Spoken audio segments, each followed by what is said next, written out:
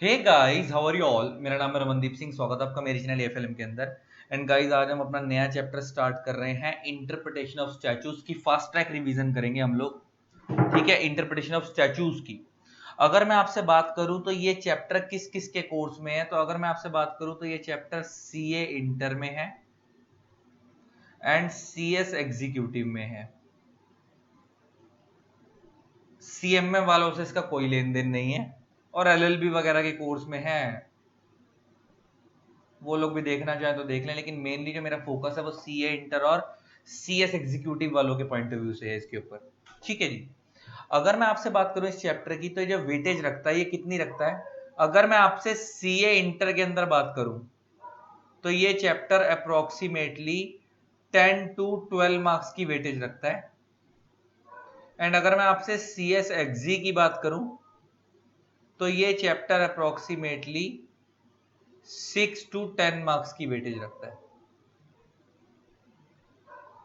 मतलब मोटा मोटा 10 नंबर का दोनों जगह आ सकता है। सीए में ज्यादा आता है 10-12 नंबर का, सीएस के अंदर 6 से 8 के बीच में रहता है। तो अगर एक बार एक दो बार 10-12 का भी आया हुआ तो इसलिए हमने एक एवरेज ले ली कि 6 से 10 के बीच में रहता है। ये वेटेज है। अगर हम इस चैप्टर को स्टार्ट करें, इंटरप्रिटेशन ऑफ स्टैचूज, तो मैं तुम्हें इसको स्टार्ट करने से पहले मैं इसको रियल लाइफ क्लास में, मतलब जो हमारी डिटेल क्लास है उसके अंदर, तो मैं इस चैप्टर को 3 से 4 क्लास में खत्म करवाता हूँ, 2-2.5 घंटे की। अब ऑब्वियस सी बात है कि मैं उतना टाइम यहाँ नहीं लगाऊंगा। मेरा तो पूरा टारगेट है कि मैं इस चैप्टर को यहाँ पे, इस रिवीजन को 1 से 1.5 घंटे के बीच में इस चैप्टर को ही खत्म कर दूं, ठीक है। लेकिन उसको स्टार्ट करने से पहले ना, तुम्हारे को बेसिक समझा रहा हूं कि ये चैप्टर हम पढ़ क्यों रहे हैं। एक चीज समझना, बड़े ध्यान से, बड़े सोच के समझना।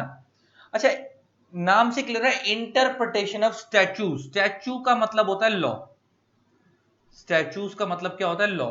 तो ये चैप्टर हमारे को लॉ को पढ़ने की कला सिखाता है। What is interpretation? अगर तुमसे कोई पूछे कि इंटरप्रिटेशन क्या है, तो तुम सीधी सी भाषा में बोल सकते हो, इंटरप्रिटेशन का मतलब होता है process of application of mind. Process of application of mind to find out, true meaning. True meaning, process of application of mind to find out true meaning. True meaning किस चीज का? Of the words used in a statute. Of the words used in a statute. अब आप किसी चीज की interpretation क्यों करते हो? क्योंकि आप ये समझने की कोशिश करते हो कि उस शब्द का लॉ में क्या मतलब है। एक्चुअल में क्या है कि हमारी इंग्लिश लैंग्वेज जो है वो इतनी पुअर है कि एक शब्द के कई मतलब निकलते हैं। अच्छा, जैसे मैथ्स है, मैथ्स से बढ़िया कोई चीज नहीं है। मैथ्स का मतलब 2 का मतलब 2, 5 का मतलब 5, 10 का मतलब 10, जो है सो है। लेकिन इंग्लिश में एक शब्द के कई मतलब हैं। जैसे एग्जांपल लेके मैं तुम्हारे से बात करूं, अगर मैं तुम्हारे से बात करूं, जैसे एग्जांपल मैंने लिख दिया ट्यूब। अब जो ट्यूब शब्द है इसके कई मतलब निकलते हैं, निकलते हैं नहीं निकलते? जैसे ट्यूब है, अब ट्यूब के कई मतलब निकलते हैं। जैसे एक होती है लगाने वाली ट्यूब, अब दवाई वाली ट्यूब है। एक है जो घरों में ट्यूब लगती है ना, लाइट वाली ट्यूब, है ना। इसके अलावा एक वो जो गाड़ियों के, बाइकों के टायर में डलती है ट्यूब, सबको ट्यूब ही बोलते हैं। तो एक सिंगल वर्ड के कई मीनिंग है। सेम आपने अगर एक शब्द सुना हो कभी, एक मिनट, पेन वर्क नहीं कर रहा।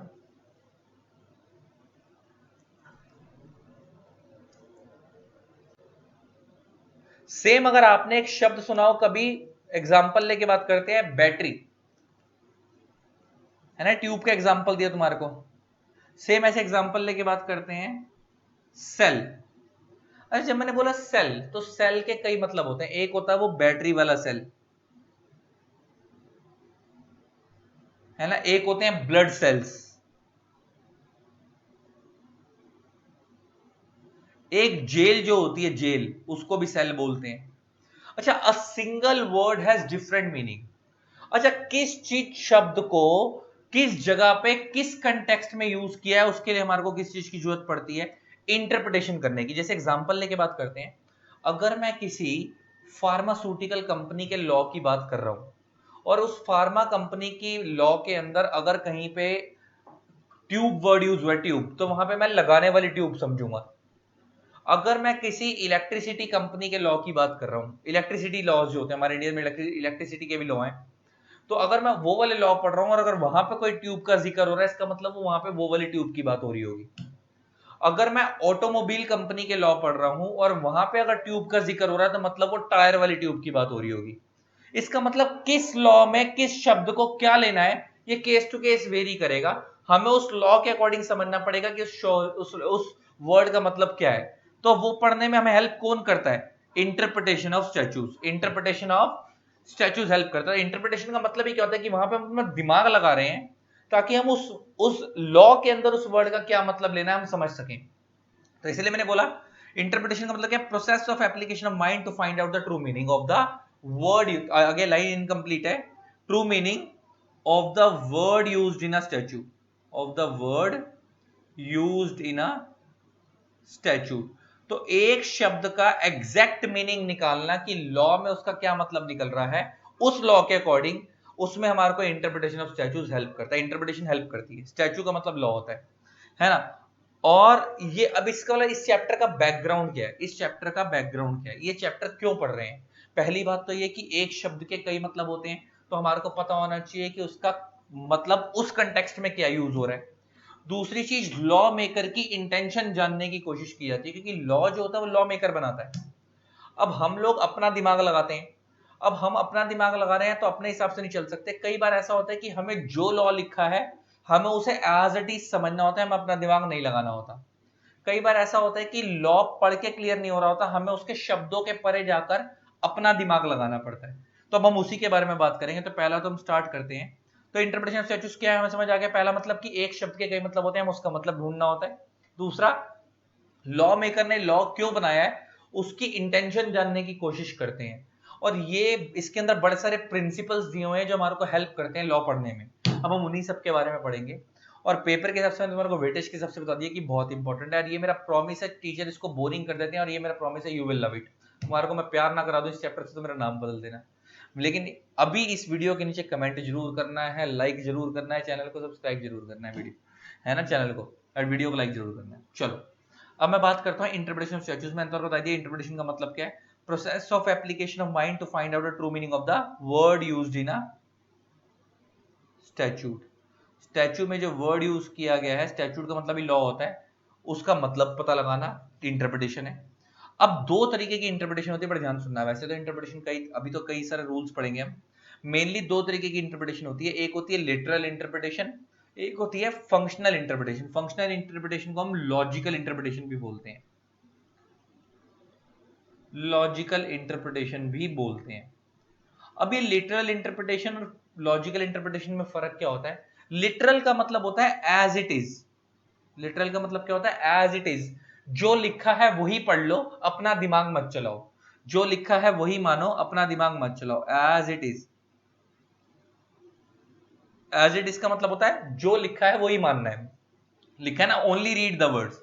जैसे एग्जांपल, प्राइवेट कंपनी में 2 मेंबर होते हैं मिनिमम, मैक्सिमम 200 होते हैं। अब इसमें अपना दिमाग चलाने की जरूरत नहीं है, जो लिखा है वही पढ़ लिया, वही समझ लिया, बात खत्म। ठीक है ना। सेम ऐसे ही पब्लिक कंपनी के अंदर मिनिमम 7 मेंबर होते हैं, मैक्सिमम अनलिमिटेड होते हैं। जो लिखा है वही पढ़ लिया, वही समझ लिया, अपना दिमाग चलाने की जरूरत नहीं है।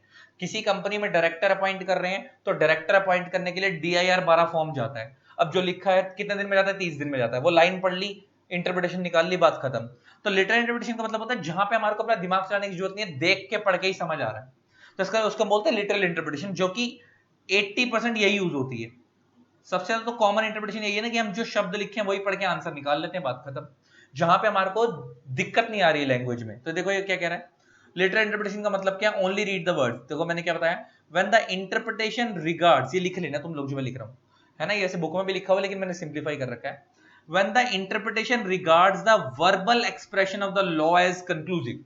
Verbal expression of the law as conclusive means जब आप लॉ पढ़ रहे हो और जो शब्द लॉ में लिखे हैं उसी को पढ़ के कंक्लूजन निकल रहा है, मतलब वही पढ़ के फाइनल है चीज, बात खत्म। प्राइवेट कंपनी में 2 मेंबर होते हैं, मिनिमम मैक्सिमम 200, पढ़ के बात समझ आ रही है, बात खत्म।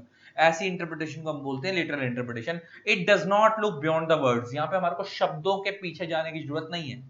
लेकिन अब हम लॉजिकल इंटरप्रिटेशन पे आते हैं। अच्छा, लॉजिकल इंटरप्रिटेशन का मतलब क्या होता है? जहां पे हमारे को शब्दों से चीजें क्लियर नहीं हो रही तो हम शब्दों के परे जाकर उसका आंसर निकालने की कोशिश कर रहे हैं। जैसे एग्जांपल लेके बात करते हैं, कंपनी लॉ में एक सेक्शन है 105। अगर मैं आपसे बात करूं कंपनीज एक्ट 2013 में, एक सेक्शन है 105, ये डील करता है, डील्स विथ प्रॉक्सी। ये सेक्शन किस चीज में डील करता है? प्रॉक्सी में डील करता है, प्रॉक्सी के बारे में बताता है। प्रॉक्सी कौन होता है? मान लो मैं किसी कंपनी का शेयर होल्डर हूं और मैं उस कंपनी में मीटिंग में वोट देने नहीं जा पा रहा। आपको पता है ना, जब कोई बंदा किसी कंपनी का शेयर होल्डर होता है तो उसको मीटिंग में डिविडेंड मिलता है, वोटिंग राइट मिलते हैं। अगर मान लो मैं किसी कंपनी के अंदर किसी कंपनी का शेयर होल्डर हूं और मैं उस कंपनी में वोटिंग देने नहीं जा पा रहा, तो उस केस में मैं अपने बिहाफ पे एक बंदा अपॉइंट करके भेज सकता हूं जिसको हम बोलते हैं प्रॉक्सी। जिसको हम क्या बोलते हैं? प्रॉक्सी, जो मेरे बिहाफ पे जाके मीटिंग में पार्टिसिपेट कर सकता है एंड वोटिंग दे सकता है। अच्छा, वोटिंग भी दो तरीके से होती है, एक होती है बाय शो ऑफ हैंड्स और एक होती है बाय पोल। तो प्रॉक्सी को शो ऑफ हैंड से वोट देना अलाउड नहीं होता, पोल से वोट देना अलाउड होता है। देखो पहले मैं तुम्हें बता देता हूँ, कुछ चीजें क्लियर कर देता हूँ थोड़ी सी। वोटिंग भी दो तरीके की होती है, एक होती है by show of hands and एक होती है by poll. Show of hands का मतलब होता है one man is equal to one vote, and poll का मतलब होता है one share is equal to one vote. इसका मतलब अगर मेरे पास किसी कंपनी के 10,000 शेयर है और उस कंपनी में वोटिंग पोल से हो रही है, तो मतलब मैं 10,000 वोट दे सकता हूं। अगर मेरे पास 5,000 शेयर है और उस कंपनी में वोटिंग पोल से हो रही है, तो मैं 5,000 वोट दे सकता हूं। जिसके पास जितने शेयर वो उतने वोट दे सकता है कंपनी की डिसीजन मेकिंग के अंदर, जब कंपनी में मीटिंग होगी, रेजोल्यूशन पास होगा। लेकिन अगर उस कंपनी में वोटिंग शो ऑफ हैंड से हो रही है, तो वहां पे one man is equal to one vote है। इसका मतलब कि अगर मेरे पास एक शेयर है तब भी मैं एक वोट दे पाऊंगा, अगर मेरे पास 10 शेयर है तब भी मैं एक ही वोट दे पाऊंगा, मेरे पास 100 शेयर है तब भी मैं एक ही वोट दे पाऊंगा। क्योंकि वहां पे हम शेयर्स को कंसीडर ही नहीं कर रहे हैं, वहां पे हम पर्सन को गिन रहे हैं। तो वहां पे one man is equal to one vote है और बाय पोल के अंदर one share is equal to one vote है। तो प्रॉक्सी को शो ऑफ हैंड से वोटिंग करना अलाउड नहीं होता, पोल से वोटिंग करना अलाउड होता है। अब कंपनी लॉ का जो सेक्शन 105 है प्रॉक्सी में डील करता है। प्रॉक्सी का मतलब एक ऐसा बंदा होता है कि मान लो अगर शेयर होल्डर खुद मीटिंग में नहीं जा पा रहा, तो वो अपने बिहाफ पे एक बंदे को भेज देता है मीटिंग के अंदर कि मेरे बिहाफ पे जाकर वोटिंग तू दे। उस बंदे को हम बोलते हैं प्रॉक्सी। तो सेक्शन 105 में एक चीज लिखी हुई है कि proxy does not have a right to speak at a meeting. Proxy does not have a right, proxy does not have a right to speak at the meeting. Proxy को meeting में बोलने का अधिकार नहीं है। लॉ बोलता है कि भाई जिसके शेयर है, जो एक्चुअल शेयर होल्डर है, वही बोलेगा। क्योंकि देखो, जब डिस्कशन हो रहा होगा, मीटिंग के अंदर डिस्कशन हो रहा होगा, तो उसमें सारे शेयर होल्डर्स बैठे होंगे, तो शेयर होल्डर ही आपस में डिस्कशन करेंगे, बीच में प्रॉक्सी नहीं बोलेंगे। तो इसलिए प्रॉक्सी को बोलना अलाउड नहीं है। अब प्रॉक्सी को बोलना अलाउड नहीं है, तो क्या अब हम उसको ये बोले प्रॉक्सी को कि तू लिख लिख के बात कर? अच्छा, प्रॉक्सी को ना बोलना तो अलाउड नहीं है। मान लो प्रॉक्सी कुछ बोलना चाहता है, अब लॉ तो मना करता है, प्रॉक्सी बोल नहीं सकता। तो प्रॉक्सी एक पेन पेपर उठा लाया, एक पेपर उठा लाया, उस पर पेन से लिख दिया, ये लो जी मैं ये कहना चाहता हूं। क्या ये ऐसा अलाउड है? नहीं, ऐसा अलाउड है नहीं। जब हमने बोला कि उसे बोलना अलाउड नहीं है, तो इसका मतलब है उसका उसका मतलब ये है कि प्रॉक्सी जो है वो मीटिंग में पार्टिसिपेट ही नहीं कर सकता डिस्कशन के अंदर। उसको खाली वोटिंग देना अलाउड है, वो भी पोल से, लेकिन वो डिस्कशन में पार्टिसिपेट नहीं कर सकता, ना तो ओरली ना राइटिंग में। वो अलग बात है कि लॉ में सिर्फ इतना लिखा हुआ है कि proxy does not have a right to speak at the meeting, कि उसको बोलना मना है। अब ये नहीं है कि उसे बोलना मना है तो कि वो बोल के नहीं करेगा, तो वो लिख लिख के बात करेगा। अल्टीमेटली लॉ मेकर की इंटेंशन समझने वाली है कि प्रॉक्सी को डिस्कशन में पार्टिसिपेट करना अलाउड नहीं है। इसका मतलब यहां पे हमने शब्दों के परे जाके लॉ मेकर की इंटेंशन को समझने की कोशिश करी है। क्योंकि लॉ मेकर ने तो यहाँ पे लिखने वाली बात थोड़ी करी। लॉ का लॉ मेकर ले तो सिर्फ इतना लिखा है कि प्रॉक्सी बोल नहीं सकता। अब कुछ लोग अपना दिमाग चलाएंगे, अच्छा बोल नहीं सकता, लिख तो सकता है। लेकिन क्या हम लॉ मेकर की इंटेंशन समझे? तो इसका मतलब लॉ मेकर ये कहना चाह रहा है कि प्रॉक्सी को डिस्कशन में पार्टिसिपेट ही मत करने दो, है ना। अगर वो बोल नहीं पा रहा और वो उससे लिख लिख के बात करवा रहे हो, तो फिर फायदा क्या? वो उसको उसके बोलने, फिर तो बोलना भी अलाउ कर दो। इसका मतलब हमने एज इट इज लॉ को नहीं पढ़ा, हमने शब्दों के परे जाकर उस लाइनों की मतलब समझने की कोशिश करी कि जिस टाइम लॉ मेकर ने लॉ बनाया होगा, तो इस सोच से बनाया होगा कि प्रॉक्सी को डिस्कशन में पार्टिसिपेट ही नहीं करने देना, वेदर ओरल और राइटिंग। क्योंकि शेयर होल्डर्स की मीटिंग है, तो वहां पे शेयर होल्डर ही बोले, प्रॉक्सी ना बोले। तो इसका मतलब यहाँ पे हमने क्या करा, शब्दों के परे जाकर लॉ मेकर की इंटेंशन को समझने की कोशिश करी है। तो इसको हम बोलते हैं लॉजिकल इंटरप्रिटेशन, जहां पे हम शब्दों के परे जाकर उसका आंसर समझने की कोशिश कर रहे हैं। हाँ भी, क्लियर हो गया?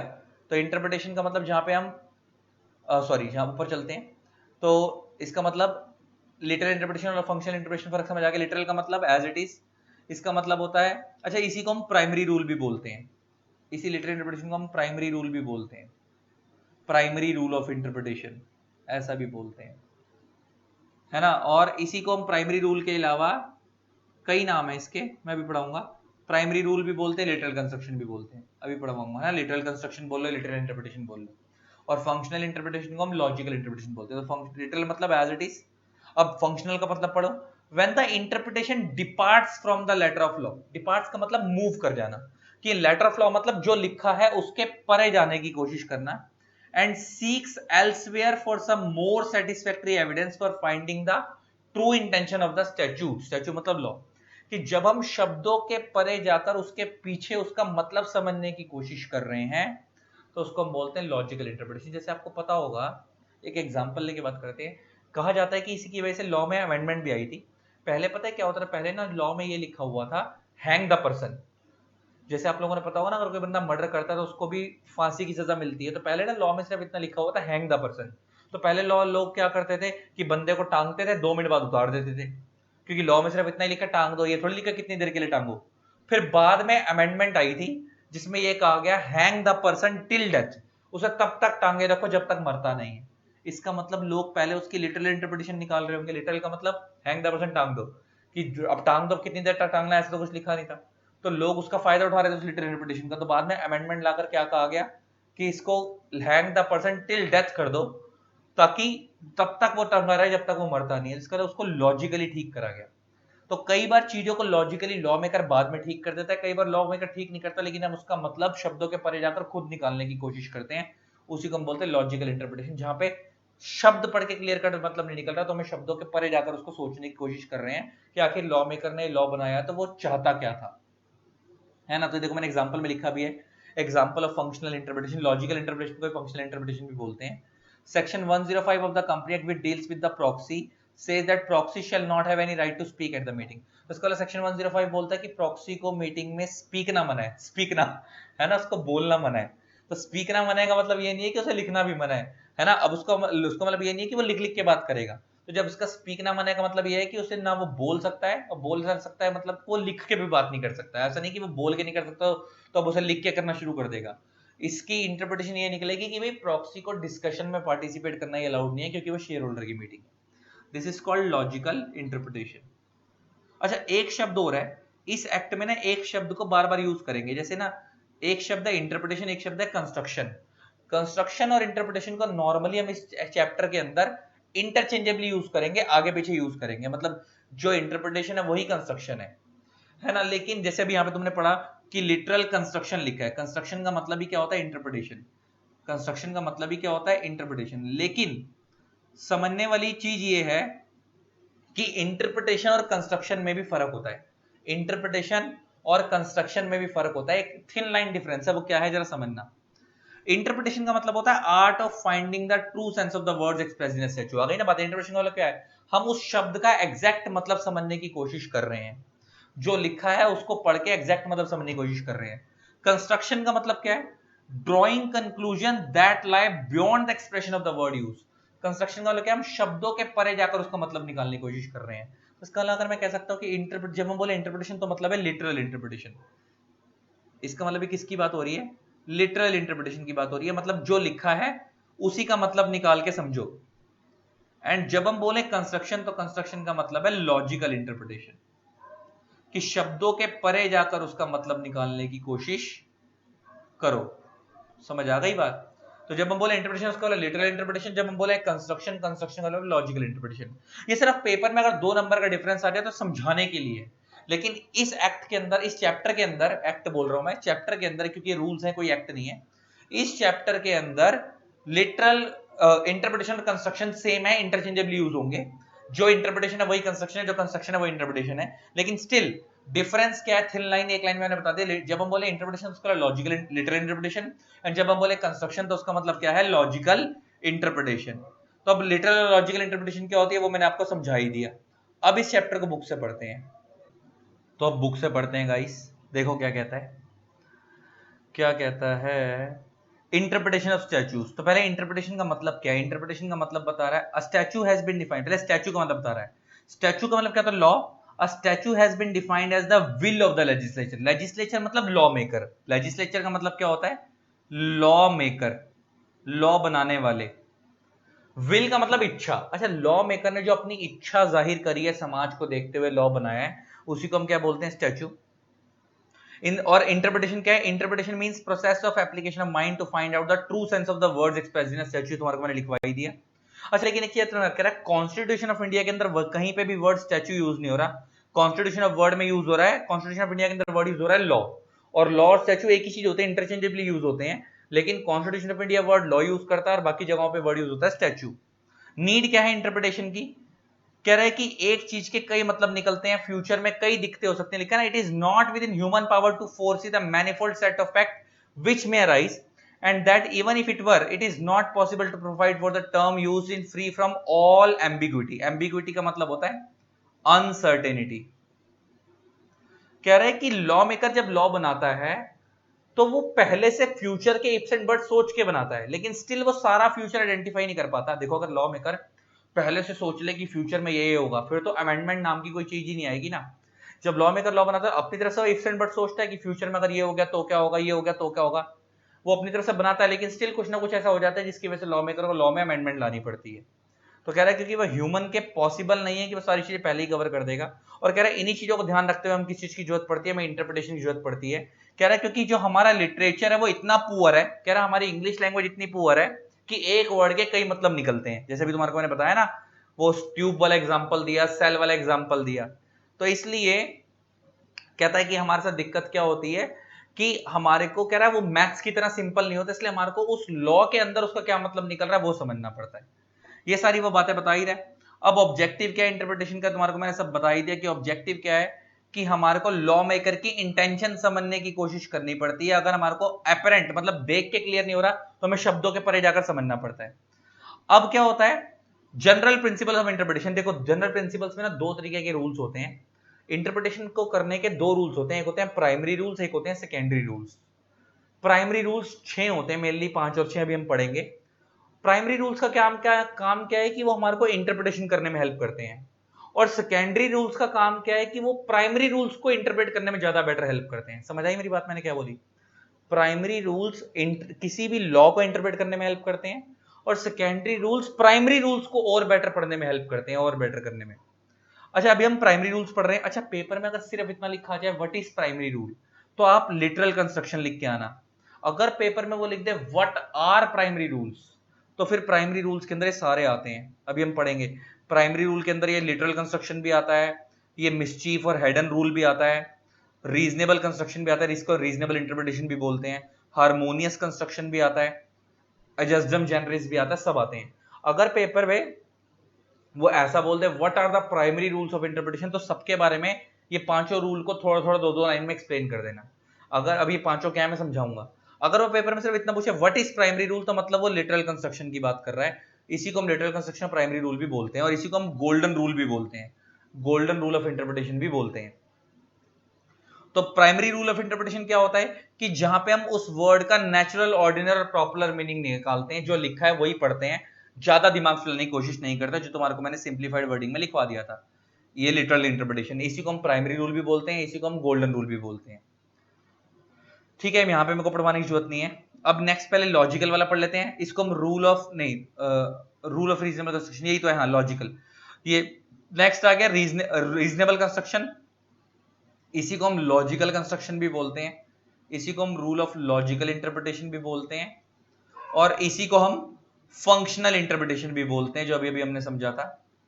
जहां पे हम लॉ को एक्चुअल में ना, मैं अगर क्लास में, अगर मैं तुम्हारे को डिटेल की बात करूं ना, मैं क्लास में इन शब्दों को वर्ड बाय वर्ड पढ़ाता हूं जो बच्चे हमारे से पढ़ते हैं।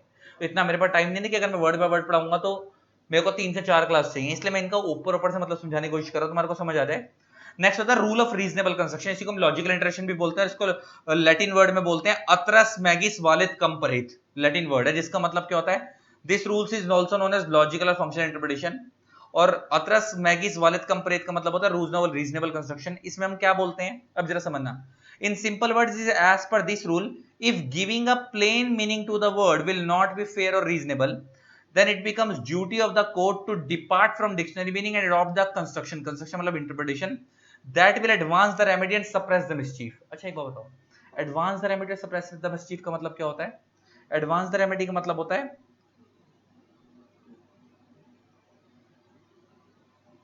provide the relief and suppress the mischief का मतलब होता है punish the guilty. कह रहा है अगर हमारे को लॉ पढ़कर अगर एग्जैक्ट मतलब नहीं निकल रहा है तो शब्दों के परे जाकर लॉ मेकर की इंटेंशन को जानने की कोशिश करो, जिससे क्या हो, जिसके साथ गलत हुआ है उसको रिलीफ मिले और जिसने गलत करा है उसको पनिशमेंट मिले. जिसका भी मैंने तुम्हारे को बेस्ट एग्जांपल दिया था वो hang the person till death वाला, कि पहले लॉ में खाली हैंग द पर्सन लिखा था, तो अगर हम बंदे को टांग के 2 दिन बाद ही उतार देंगे और वो नहीं मरा तो उस केस में क्या होगा, जिसके साथ गलत हुआ उसे रिलीफ नहीं मिलेगा और जिसने गलत करा उसको पनिशमेंट नहीं मिलेगी. लेकिन अगर हम उसको तब तक टांगे रखेंगे जब तक वो मरता नहीं है तो उससे क्या होगा, जिसके साथ गलत हुआ उसे रिलीफ मिल जाएगा और जिसने गलत करा उसको पनिशमेंट मिल जाएगी. इसका मतलब वो कह रहा है कि अगर नॉर्मली लॉ पढ़कर अगर आपको शब्दों का मतलब क्लियर नहीं हो रहा है तो शब्दों के परे जाकर उसका मतलब निकालने की कोशिश करो, जिसमें मैंने तुम्हारे को सेक्शन 105 प्रॉक्सी वाला एग्जांपल भी समझाया था, तुम्हारे को मैंने hang the person till death वाला एग्जांपल भी समझा दिया, तुम्हारे क्लियर हो गया. तो एज पर दिस रूल क्या होता है कि रूल ऑफ रीजनेबल कंस्ट्रक्शन में हम शब्दों के परे जाकर उसका मतलब निकालने की कोशिश करते हैं अगर ट्रू मतलब नहीं निकलता है तो. ठीक है ना, ये था आपका रूल ऑफ रीजनेबल कंस्ट्रक्शन. अब आता है मिसचीफ और हेडन रूल, बड़ा इंपॉर्टेंट है. ये मिसचीफ और हेडन रूल क्या है ये भी समझाता हूं तुम्हारे को, बहुत ही इंपॉर्टेंट, बहुत अच्छा रूल है. इसका एग्जांपल देके समझाता हूं. इसके लिए ना, इस मिसचीफ और हेडन रूल को समझने के लिए ना तुम्हारे को एक चीज ध्यान रखनी पड़ेगी. मिसचीफ और हेडन रूल को समझने के लिए 4 पॉइंट है इसमें, उन चारों पॉइंट को रटना पड़ेगा और पेपर में एज इट इज लिख के आना है चारों पॉइंट. ये मिसचीफ रूल को लर्न करने के लिए पेपर में कई बार आता है व्हाट इज मिसचीफ. देखो ये जो 5 रूल है ना, इन ये 5 मेनली 5 और 6 रूल है, इनमें से एक जरूर आता है पेपर में, लिख लो any one will definitely come, कोई एक जरूर आएगा. पिछली बार रूल ऑफ हार्मोनियस कंस्ट्रक्शन आया था पेपर में, उससे पहले रूल ऑफ क्या कहते हैं, ये मिसचीफ रूल ही आया था, और उससे पहले लिटरल कंस्ट्रक्शन और लॉजिकल कंस्ट्रक्शन दोनों आए थे एक साथ. तो कुछ भी आ सकता है, इन 5 में से कोई एक आध जरूर आएगा पेपर के अंदर. वो कौन सा आएगा वो तो भगवान जानता है, लेकिन आएगा जरूर ही, और ये मेरा प्रॉमिस है तुम्हारे को सारे आते होंगे. अच्छा, मिसचीफ रूल को समझने से पहले ना एक चीज याद रखना, मिसचीफ रूल क्यों लाया जाता है. मिसचीफ का मतलब होता है शरारत. मिसचीफ का मतलब क्या होता है, शरारत. कोई, और अगर इसको दूसरी भाषा में बोलो तो किसी लॉ में कोई कमी होना, किसी लॉ के अंदर कोई कमी होना. हेडन रूल क्यों बोल रहे हैं इसको, कि जिसने इस लॉ रूल को लिखा था उसका नाम हेडन था, है ना. तो बेसिकली जिन लोगों ने इस रूल को डिजाइन करा था उसका नाम हेडन था, इसलिए इसे हेडन रूल भी बोलते हैं. अब ये मिसचीफ और हेडन रूल क्या है, इसको समझने के लिए एक चीज याद रखना, 4 पॉइंट समझने हैं. इसको समझने से पहले एक चीज समझ लो कि ये लॉ कब लाया जाता है, कि इंडिया में पहले से कोई लॉ एग्जिस्टेंस में है. इंडिया में पहले से कोई लॉ एग्जिस्टेंस में है और उस लॉ के अंदर कोई कमी है और उस कमी को दूर करने के लिए नया लॉ लाया जा रहा है, तो उसको हम बोलते हैं मिसचीफ रूल. इसका बेस्ट एग्जांपल है, जैसे आपको पता होगा इंडिया में पहले कंपनीज एक्ट 1956 था एंड अब इंडिया के अंदर कौन सा है, कंपनीज एक्ट 2013 है, राइट.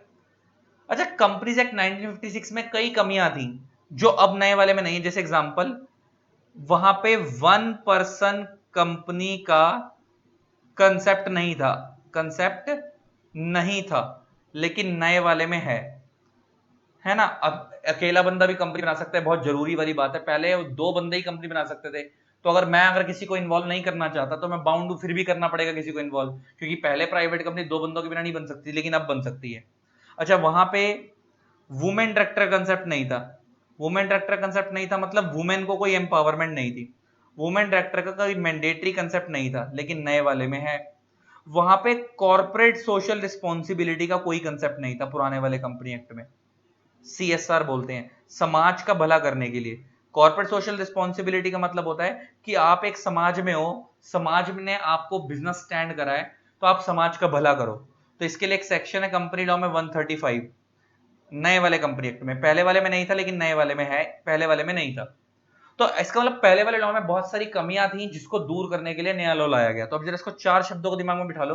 तो मिसचीफ रूल का मतलब ही क्या होता है? मिसचीफ का मतलब मैंने तुम्हारे को बताया शरारत, शरारत मतलब कमियां, और उस कमियों को दूर करने के लिए जब कोई नया लॉ बनाया जाता है और जब हम इंटरप्रिटेशन कर रहे हैं, मान लो मैं एक जज हूं या मैं एक लॉयर हूं, अगर मैं इंडिया में कोई नया नया लॉ आया है और उससे पहले इंडिया में कोई और लॉ था और उसको हटाकर नया लॉ लाया गया, तो मेरे को उस टाइम पे ये रूल बहुत हेल्प करेगा, क्योंकि ये रूल ये सिखाता है कि पहले वाला लॉ क्या था, नया वाला लॉ क्या है, और पहले वाले में ऐसी क्यों कमियां थी जिसको हटाया गया, तो उसको पढ़ने में हेल्प। अच्छा एक बात बताओ, क्या तुम किसी लॉ की इंटरप्रिटेशन ज्यादा बेटर कर पाओगे अगर तुम्हें पता होगा कि इसको लाने का लॉजिक क्या था?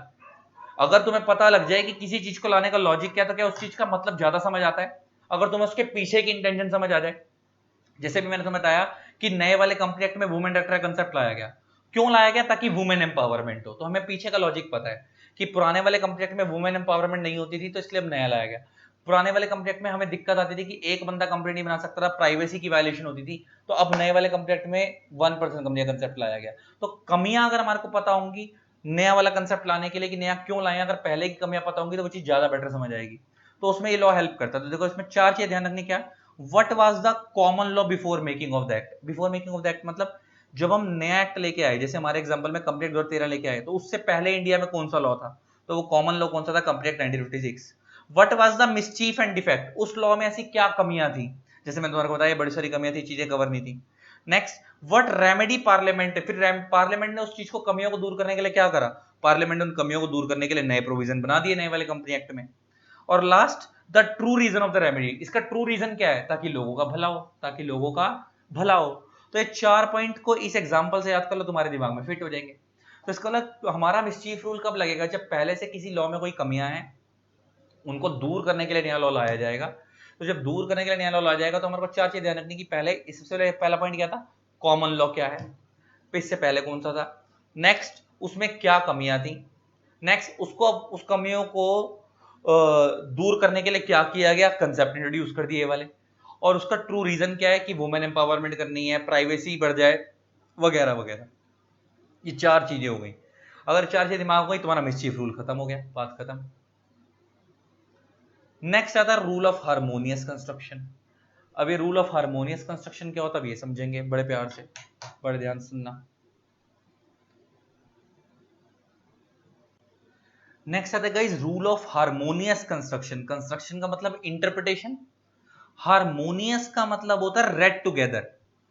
ये रूल ये कहता है कि अगर दो लॉ में कंफ्लिक्ट पैदा हो रहा है, अगर दो लॉ में कंफ्लिक्ट पैदा हो रहा है, तो पहले आप कोशिश ये करो कि दोनों को इकट्ठे पढ़ के उसका एक अच्छा मतलब निकालने की कोशिश करो कि हो सकता है कंफ्लिक्ट खत्म हो जाए। लेकिन अगर स्टिल कंफ्लिक्ट खत्म नहीं हो रहा, तो फिर ऑब्वियस सी बात है कि जो मतलब निकलेगा वही निकालना पड़ेगा। तो उस केस में अगर कंफ्लिक्ट खत्म नहीं होता तो फिर हमें ये वाला रूल फॉलो करना पड़ता है, रूल ऑफ जस्टिस जनरल। लेकिन अगर कंफ्लिक्ट खत्म हो पा रहा है तो हमें rule of harmonious construction follow करना पड़ता है। अब ये रूल ऑफ हार्मोनियस कंस्ट्रक्शन का एग्जांपल समझाता हूं तो ज्यादा बेटर समझ आएगा, फिर हम इन लाइनों को समझेंगे। जैसे एग्जांपल लेके बात करते हैं, तुम्हें अगर मैं एक सिंपल समझाऊं, रूल ऑफ हार्मोनियस कंस्ट्रक्शन। अभी मैंने तुम्हारे को बताया कि हार्मोनियस का मतलब होता है रेड टुगेदर, है ना, और कंस्ट्रक्शन का मतलब क्या होता है? इंटरप्रिटेशन। हार्मोनियस का मतलब क्या होता है? रेड टुगेदर, एंड कंस्ट्रक्शन का मतलब क्या होता है? इंटरप्रिटेशन। तो रूल ऑफ हार्मोनियस कंस्ट्रक्शन क्या बोलता है कि अगर दो लॉ में कंफ्लिक्ट हो रहा है तो आप पहले ट्राई करो कि दोनों को पैरेलल पढ़ के मतलब निकाल लो, क्या पता दोनों का कंफ्लिक्ट खत्म हो जाए। लेकिन अगर ऐसा नहीं हो पा रहा तो फिर क्या लगेगा? Rule of justice general. मैं समझाता हूं। आपको पता है जो कंपनीज एक्ट है 2013, वो ये बोलता है कि एवरी कंपनी को एक साल के अंदर मिनिमम 4 बोर्ड मीटिंग करवानी है। बोर्ड मीटिंग होती है ना डायरेक्टर्स की, बोर्ड मीटिंग किसकी होती है? डायरेक्टर्स की। तो कंपनीज एक्ट 2013 ये बोलता है कि हर एक कंपनी को एक साल में मिनिमम 4 बोर्ड मीटिंग करानी है एंड मैक्सिमम गैप जो होगा 2 बोर्ड मीटिंग के बीच में वो 120 डेज होगा बस। इसका मतलब कंपनी लॉ ये बोलता है कि हर एक कंपनी को एक साल के अंदर मिनिमम 4 बोर्ड मीटिंग करानी, मिनिमम कम से कम 4 बोर्ड मीटिंग करानी है और 2 बोर्ड मीटिंग के बीच में मैक्सिमम गैप जो होगा वो कितना होगा? 120 दिन होगा। अब जरा इधर आते हैं, अगर मैं आपसे सेबी रेगुलेशंस की बात करूं जो लिस्टेड कंपनी के ऊपर लगती हैं, अगर हम सेबी रेगुलेशंस की बात करें तो सेबी रेगुलेशंस ये बोलती हैं कि हर एक कंपनी को एवरी क्वार्टर में 1 बोर्ड मीटिंग करवानी, एटलीस्ट 1 बोर्ड मीटिंग करानी है एंड मैक्सिमम गैप जो होगा 2 बोर्ड मीटिंग के बीच में वो 120 दिन होगा। अगर आप ये दोनों पढ़ोगे ना तो सिमिलर सिमिलर से ही लग रहे हैं। अच्छा, एक साल में ये बोलता है कि एवरी कंपनी को एक साल के अंदर, एवरी कंपनी को एक साल के अंदर, 1 ईयर के अंदर मिनिमम 4 बोर्ड मीटिंग करानी है और 2 बोर्ड मीटिंग में मैक्सिमम गैप कितना होगा? 120 दिन होगा। अब ये बोलता है कि हर एक कंपनी को एक साल में कितनी बोर्ड मीटिंग करानी है? एवरी क्वार्टर में एक बोर्ड मीटिंग करानी है और 2 बोर्ड मीटिंग में जो मैक्सिमम गैप होगा वो कितना होगा? 120 दिन होगा। अगर आप सोचो तो एक साल में क्वार्टर भी कितने होते हैं? 4 होते हैं और ये कह रहा है कि एक क्वार्टर में एक बोर्ड मीटिंग करानी है, तो एक साल के अंदर अगर 4 क्वार्टर होते हैं मिनिमम 4 बोर्ड मीटिंग करानी है और 2 बोर्ड मीटिंग में मैक्सिमम गैप कितना होगा? 120 दिन होगा, है ना? यही होगा ना? अब एक चीज समझो फर्क क्या है, एक मिनट रुको। हाँ जी, तो अब समझो क्या बोला मैंने कि कंपनी लॉ बोलता है हर एक कंपनी को साल में कम से कम 4 बोर्ड मीटिंग करानी है और 2 बोर्ड मीटिंग में मैक्सिमम गैप 120 दिन होगा। और सेबी लॉ ये बोलता है कि हर एक कंपनी को एक क्वार्टर में कम से कम एक बोर्ड मीटिंग करानी है और 2 बोर्ड मीटिंग में मैक्सिमम गैप 120 दिन होगा। अब तुम लॉजिकली सोचो तो एक साल में 4 क्वार्टर होते हैं, इसका मतलब ये भी साल में कम से कम 4 बोर्ड मीटिंग ही बोल रहे हैं और 2 में मैक्सिमम 120 दिन का गैप, और ये भी साल में 4 बोर्ड मीटिंग बोल रहे हैं और 2 में मैक्सिमम 120 दिन का गैप। तो सिमिलर लग रहे हैं, लेकिन कंफ्लिक्ट कहां है मैं तुम्हारे को बताता हूं। कंफ्लिक्ट कहां पे होगा जरा समझना। मान लो जनवरी से लेकर मार्च तक का एक क्वार्टर होता है, उसके बाद आपको पता है अप्रैल से लेकर जून तक, अप्रैल मई जून, जून तक का एक क्वार्टर होता है, जुलाई से लेकर सितंबर तक का एक क्वार्टर होता है एंड अक्टूबर से लेकर दिसंबर तक का एक क्वार्टर होता है, राइट?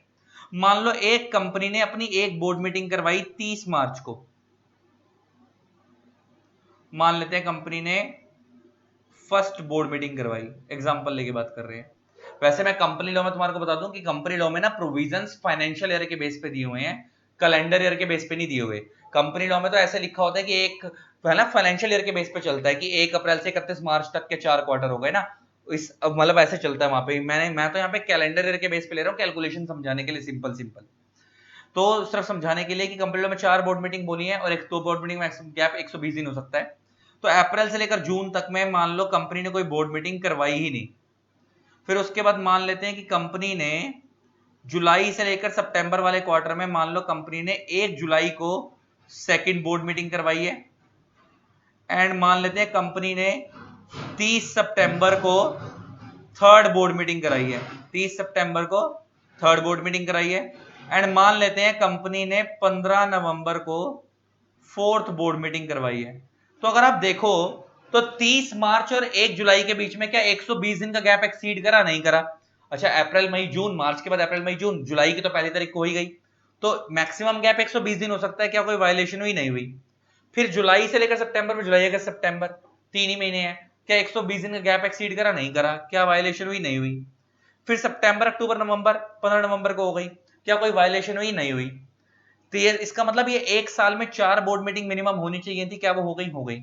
क्या 2 बोर्ड मीटिंग में मैक्सिमम 120 दिन का गैप है, एक्सीड नहीं करना चाहिए, क्या वो हुआ? नहीं हुआ। इसका मतलब क्या कंपनी एक्ट की रिक्वायरमेंट पूरी हो गई? यस, हो गई। ये कंपनी एक्ट तो ये बोलता है एक साल में 4 बोर्ड मीटिंग होनी चाहिए और 2 बोर्ड मीटिंग में मैक्सिमम गैप 120 दिन का हो सकता है। यहाँ पे इन्होंने एक साल में 4 करा दी और 2 बोर्ड मीटिंग में मैक्सिमम गैप 120 दिन हो सकता है, सब में गैप उसके अंदर अंदर ही है। तो यहाँ पे कंपनी एक्ट तो पूरा हो गया, लेकिन क्या यहाँ पे सेबी रेगुलेशन पूरी हुई? नहीं हुई। क्यों नहीं हुई? सेबी रेगुलेशन बोलता है हर क्वार्टर में एक बोर्ड मीटिंग होनी चाहिए। क्या पहले क्वार्टर में बोर्ड मीटिंग हुई? यस, जनवरी से मार्च वाले क्वार्टर में हुई। लेकिन क्या अप्रैल से जून वाले क्वार्टर में कोई बोर्ड मीटिंग हुई है? नहीं हुई। उसके बाद सीधा कब हुई है? जुलाई सितंबर। तो इस वाले क्वार्टर में तो कोई बोर्ड मीटिंग हुई ही नहीं, और उसके बाद बाकी वाले क्वार्टर में हुई है। इसका मतलब अगर हम कंपनी लॉ देखें तो फॉलो हुआ, लेकिन सेबी लॉ देखें तो फॉलो नहीं हुआ, क्योंकि यहाँ पे बोलता है हर क्वार्टर में एक होनी चाहिए, लेकिन इस क्वार्टर में तो बोर्ड मीटिंग हुई नहीं अप्रैल से जून वाले में। लेकिन अगर कंपनी ये क्या करती है, अगर कंपनी समझदारी दिखाकर अगर अपनी सेकंड बोर्ड मीटिंग 30 जुलाई को ना, मतलब 1 जुलाई को ना करवा के अगर 30 जून को करवा लेती, मतलब एक दिन पहले करवा लेती सेकंड बोर्ड मीटिंग, तो क्या दोनों चीजें पूरी हो जाती? क्या कंपनी लॉ बोलता है एक साल में 4 बोर्ड मीटिंग होनी चाहिए, क्या वो वाली रिक्वायरमेंट पूरी हो रही है? और 2 बोर्ड मीटिंग मैक्सिमम 120 दिन गैप 120 दिन गैप होना चाहिए, यस वो पूरी हो रही है। जो सेबी लॉ बोलता है कि एक क्वार्टर में एक होनी चाहिए और साल के अंदर मिनिमम 4 और 2 बोर्ड मीटिंग मैक्सिमम 120 दिन गैप, क्या अब दोनों रिक्वायरमेंट पूरी हो गई? यस। क्या सेबी की भी पूरी हो गई कि हर क्वार्टर में भी एक हो रही है, अब अप्रैल से जून वाले क्वार्टर में भी है, और दोनों बोर्ड मीटिंग में मैक्सिमम 120 दिन गैप भी नहीं है।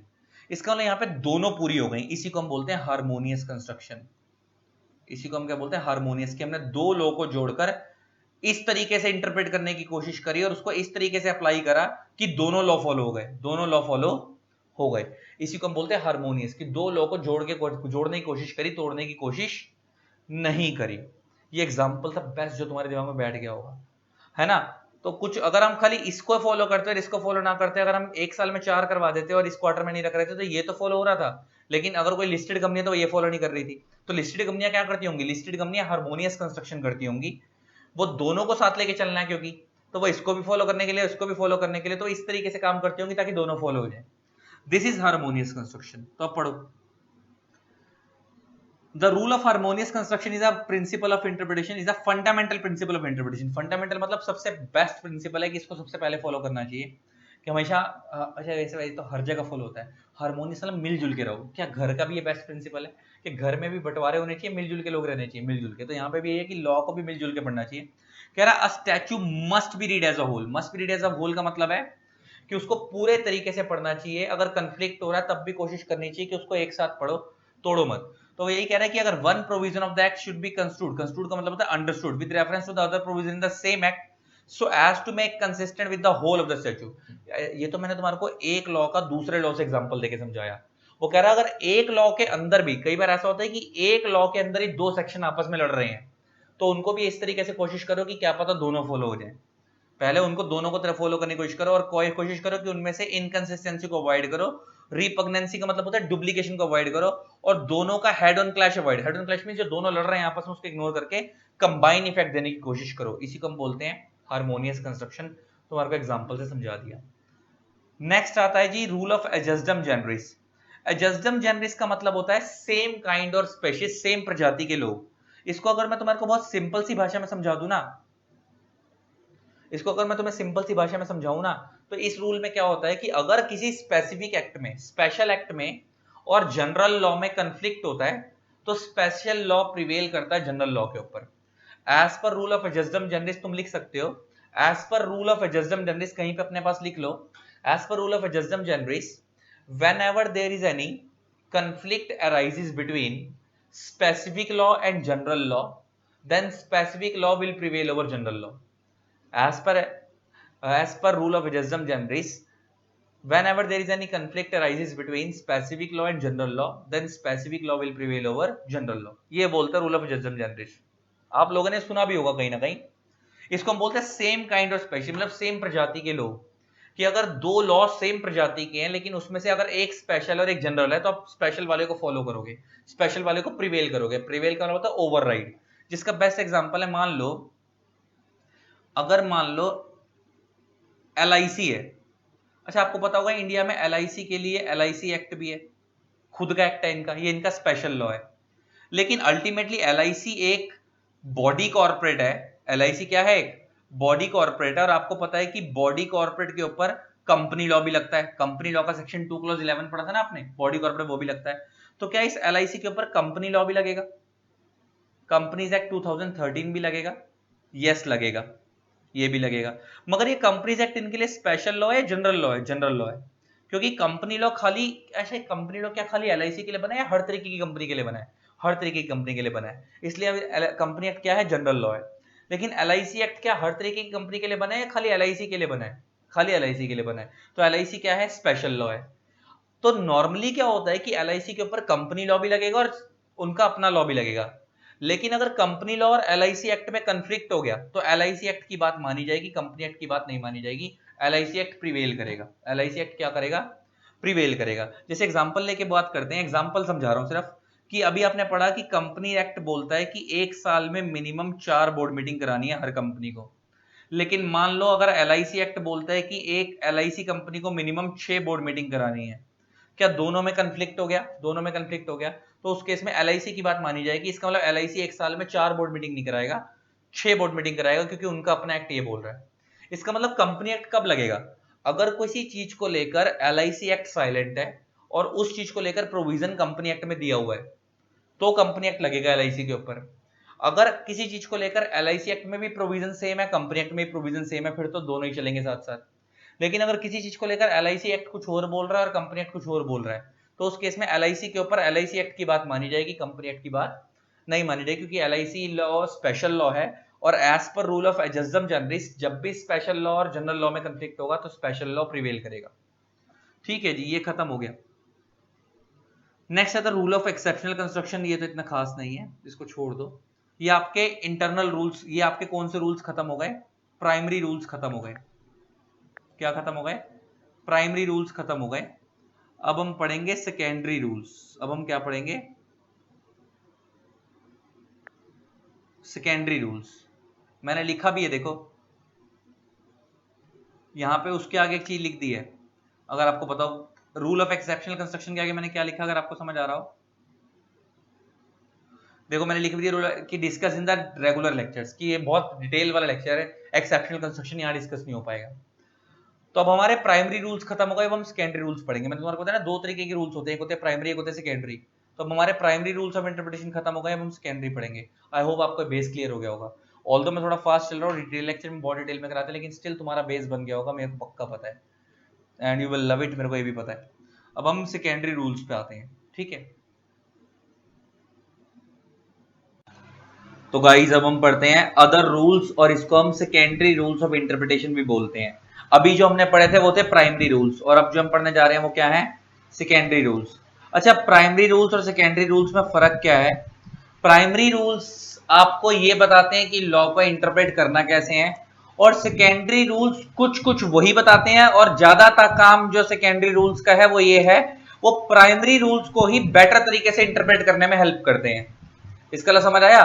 तो प्राइमरी रूल्स आपको लॉ पढ़ने में हेल्प करते हैं, और सेकेंडरी रूल्स प्राइमरी रूल्स को ही बेटर तरीके से चलाने में और आपको लॉ पढ़ने में तो हेल्प कर ही रहे हैं, लेकिन उसमें इनका रोल कम है। इनका मेन रोल क्या है? प्राइमरी रूल्स को ही बेटर तरीके से चलाने में हेल्प करना। तो हम पढ़ेंगे अब सेकेंडरी रूल्स के बारे में। देखो प्राइमरी रूल्स में तो क्या होता है कि तुम्हारा किसी एक पॉइंट पे पकड़ के क्वेश्चन आ जाता है पेपर के अंदर कि एक्सप्लेन प्राइमरी रूल्स, है ना, या वगैरह वगैरह कुछ भी, किसी एक पर्टिकुलर गोल्डन रूल बता दो, है ना, या रूल ऑफ हार्मोनियस कंस्ट्रक्शन बता दो, या एडजस्टम जनरलिस बता दो, किसी एक को पकड़ कर आ जाता है। सेकेंडरी रूल्स में बहुत रेयर चांस है कि किसी एक को पकड़ कर आ जाए, किसी एक टॉपिक को पकड़ कर वो सीधा बोल देगा what are the secondary rules of interpretation और 3-4 एक्सप्लेन कर देना। हालांकि जरूरी नहीं है कि ऐसा आए, हो सकता है कि वो यहाँ पे भी सिंगल सिंगल पूछ ले, लेकिन जो चांस होते हैं वो ज्यादातर ऐसे होते हैं कि सेकेंडरी रूल्स में what are the secondary rules करके पूछ सकता है, और प्राइमरी रूल्स में what are the primary rules ऐसे करके नहीं पूछता, किसी एक पर्टिकुलर टॉपिक को पकड़ के पूछ लेता है। स्टार्ट करते हैं। पहला है सेकेंडरी रूल्स में एक्सप्रेसियो उनिस एस्ट एक्सक्लूसियो ऑल्ट्रिस। ये एक लैटिन वर्ड है जिसका मतलब है express mention of one thing implies the exclusion of another. इसका मतलब ये है कि कई बार ऐसा होता है कि लॉ में हम एक चीज को बताते हैं और ये इंप्लाइड है कि जब हम एक चीज को इंक्लूड कर रहे हैं तो दूसरी चीज ऑटोमेटिक एक्सक्लूड हो जाएगी। इसका बेस्ट एग्जांपल अगर मैं तुम्हारे को बताऊं तो दिल्ली मेट्रो। अगर दिल्ली मेट्रो के अंदर तुम लोग देखते होगे, पहले तो फर्स्ट कंपार्टमेंट होता था, आई थिंक अब लास्ट कंपार्टमेंट होता है, लेकिन मैं फर्स्ट की बात कर लेता हूं। जो वहां पे दिल्ली मेट्रो में आपको पता है 6 कंपार्टमेंट होते हैं, 6 होते हैं, किसी किसी मेट्रो में 8 भी होते हैं। तो दिल्ली मेट्रो के अंदर जो फर्स्ट कंपार्टमेंट होता था वो ओनली फॉर वुमेन होता है, ओनली फॉर वुमेन होता है। अच्छा, जब हमने बता दिया कि ये ओनली फॉर वुमेन है, इसका मतलब है कि यहां से मेन ऑटोमेटिक क्या हो गए? एक्सक्लूड। यहां से मैन ऑटोमेटिक क्या हो गए, एक्सक्लूड हो गए ना। जब हमने बोल दिया कि ये चीज खाली वुमेन के लिए, तो आदमी ऑटोमेटिक क्या हो गए, बाहर हो गए। तो ये लाइन क्या थी, express mention of one thing implies exclusion of another, कि हमने एक चीज को अगर एक्सक्लूसिवली बता दिया कि ये चीज इस चीज के लिए, तो ये इंप्लाइड है कि दूसरी चीज इसमें कवर नहीं होगी। जैसे तुम लोगों ने देखा होगा, कुछ लोग लिखते हैं कि हमारी एकेडमी एक्सक्लूसिव फॉर कॉमर्स है। तो एक्सक्लूसिव फॉर कॉमर्स है, इसका मतलब वहां पे साइंस के बच्चे नहीं पढ़ाए जाएंगे। इसका express mention of one thing implies exclusion, मतलब कि साइंस और आर्ट्स वाले ऑटोमेटिक क्या हो गए, बाहर हो गए। सेम यहां पे जो मैंने तुम्हारा एग्जांपल दिया कि अगर हम एक चीज को इंप्लाई कर रहे हैं, इंक्लूड कर रहे हैं, तो दूसरी चीज ऑटोमेटिक इंप्लाइड है कि वो क्या हो जाएगी, एक्सक्लूड हो जाएगी। नेक्स्ट आता है कंटेम्पोरेनियो एक्सपोसिशिया एस्ट ऑप्टिमा एट फोर्टिसिमा इन लगे। ये एक लैटिन वर्ड है जिसका मतलब होता है in simple words it means read the law the way it was written when it was actually written. ये लाइन बड़ी इंपॉर्टेंट है, when it was actually written. इसका एग्जांपल मैं तुम्हारे को पार्टनरशिप एक्ट देता हूं। आप लोगों ने पढ़ा होगा, जब आप लोगों ने पार्टनरशिप एक्ट 1932 इंडिया में पढ़ा होगा, तो आप लोगों ने ना उसमें एक चीज पढ़ी होगी, 11वीं 12वीं में भी पढ़ाया जाता है ये वाला चैप्टर। उसमें एक चीज पढ़ी होगी कि इंडिया में पार्टनरशिप को रजिस्टर कराना मैंडेटरी नहीं है, ऑप्शनल है। आप लोगों ने वहां पे एक चीज पढ़ी होगी कि इंडिया में पार्टनरशिप को रजिस्टर कराना ऑप्शनल है, मैंडेटरी नहीं है। अच्छा, इंडिया में पार्टनरशिप को रजिस्टर कराना मैंडेटरी नहीं है, ऑप्शनल है, इसका मतलब क्या कि आपकी मर्जी, आप पार्टनरशिप को रजिस्टर से पार्टनरशिप को रजिस्टर कराओ या ना कराओ। जैसे इंडिया में कंपनीज है, एलएलपी है, इनको from the day one register करवाना होता है, वरना इसके बिना वो बनेंगी नहीं, वो एग्जिस्टेंस में नहीं मानी जाएंगी। लेकिन पार्टनरशिप में ऐसा नहीं है, पार्टनरशिप में आपकी चॉइस होती है कि आप उसे रजिस्टर करवाओ या नहीं करवाओ। लेकिन आपने पढ़ा था कि अगर पार्टनरशिप फर्म अनरजिस्टर्ड होगी, अगर वो अनरजिस्टर्ड पार्टनरशिप होगी, अगर पार्टनरशिप फर्म क्या होगी, अनरजिस्टर्ड होगी, तो उसको कुछ डिसेबिलिटी सफर करनी पड़ेगी, उसके कुछ नुकसान होंगे, उसको कुछ क्या करनी पड़ेगी, डिसेबिलिटी सफर करनी पड़ेगी। ये आपको पार्टनरशिप में पढ़ाया गया होगा। जैसे उसमें आपने ये पढ़ाया था कि अगर अनरजिस्टर्ड पार्टनरशिप फर्म है तो वो किसी दूसरे बंदे के ऊपर केस नहीं कर सकती, है ना। अगर वो किसी से पैसा रिकवर करना चाहती है तो वो सेट ऑफ के लिए ₹100 से ऊपर का सेट ऑफ का क्लेम नहीं कर सकती। सेट ऑफ समझ आता है ना। मान लो मैंने किसी से 1 लाख रुपए लेने, सामने वाले से मेरे से, सामने वाले ने मेरे से 50,000 रुपए लेने हैं।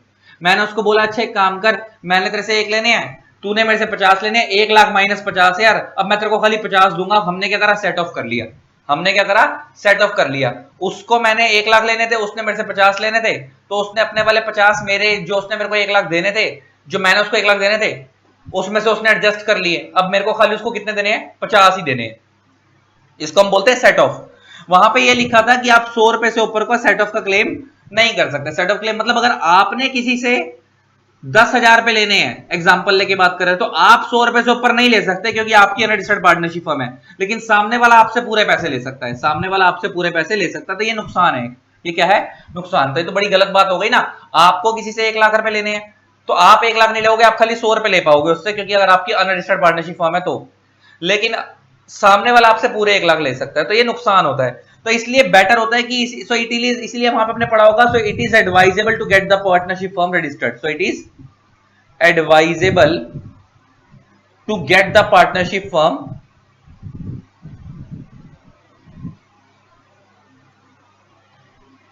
so it is advisable to get the partnership firm registered। तो ये एडवाइजेबल होता है कि आप पार्टनरशिप फर्म को क्या करवा लो, रजिस्टर करवा लो, ताकि आपका कोई भी नुकसान ना हो। बात समझ आई। अच्छा, इसका मतलब रजिस्टर्ड पार्टनरशिप में ये सब फायदे आपको, ये सब नुकसान आपको नहीं होंगे, आपको सब फायदे मिलेंगे।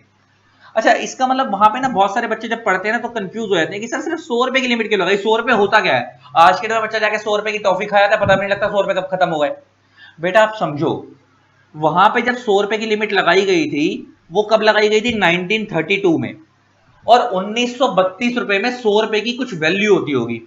आपने सुना होगा कभी अपने पापा लोगों के मुंह से कि हमारे टाइम पे तो 2 रुपए में पूरे घर का राशन आ जाता था, 5 रुपए में पूरे घर का राशन आया था, 1 रुपए में पूरे घर का राशन आया था। ऐसे लाइन सुनी होगी कभी पापा के मुंह से, क्योंकि उस टाइम पे 1 रुपए, 2 रुपए, 5 रुपए की बहुत वैल्यू हुआ करती थी। वो अलग बात है कि आज की डेट में उनकी कोई वैल्यू नहीं है। अच्छा, पार्टनरशिप एक्ट में जो 100 रुपए की लिमिट डली हुई है कि आपने, अगर आपकी पार्टनरशिप हम अनरजिस्टर्ड है तो आप सामने वाले से 100 रुपए से ऊपर ज्यादा रिकवर नहीं कर सकते। वो उस जमाने की डली हुई है जिस टाइम 100 रुपए की बहुत वैल्यू हुआ करती थी। तो बहुत सारे लोग ना लॉ मेकर को गालियां देते हैं कि साला तुमने 100 रुपए की लिमिट लगा रखी है, लेकिन आप सोचो कि वो 1932 के हिसाब से लिखी हुई है, वो आज के हिसाब से नहीं है। वो अलग बात है कि आज के हिसाब से लॉ मेकर्स को ये लॉ अमेंड करके लिमिट को बढ़ा देना चाहिए, कम से कम 40-50 हजार पे कर देनी चाहिए।